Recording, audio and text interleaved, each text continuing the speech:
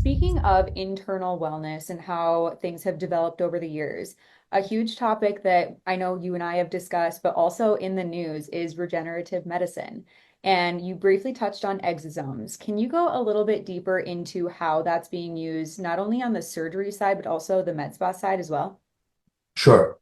So just by way of background, stem cells are essentially our body's ability for the cells to declare themselves to become different specialized cells. So think about it this way: when a baby is formed, right? It's literally two cells that are coming together from the father and the mother.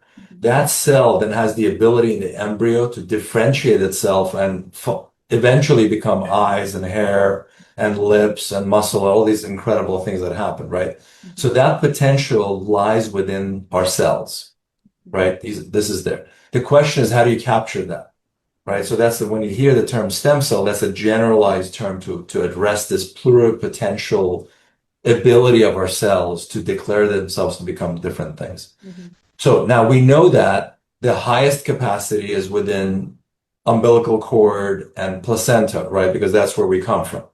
As we age, we lose that capacity, but we still have these driving cell mediators. They're still within our body. Where do they come from? One of the highest sources is from our bone marrow. Our bone marrow is sort of giving these cells that come in.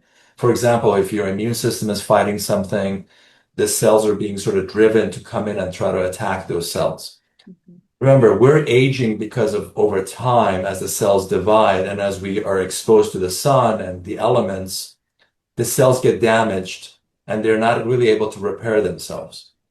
That is the idea of exosomes. So we've now figured out a way to get inside the cells and capture that ability of the cell to give signals to repair itself and sort of to have a rejuvenated sort of ability to transform itself, right? And so that's one pathway. The other pathway is cells that become senescent or sort of quiet and go into hibernation. So that's true with your hair cells, for example. So we can now use these exosomes to give signaling for the cells to wake up again, or so to speak, come out of hibernation and be in an active phase again, Mhm. That makes sense. right? And then last but not least, we're using it for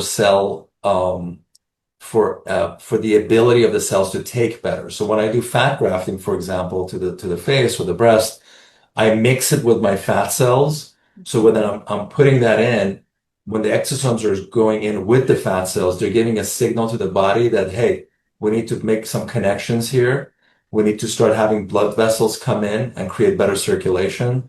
And we need to give this signaling mechanism to the cells to get incorporated, to start living again in this new environment. Mhm. So it all sort of comes together to sort of, help you achieve the goals that you have.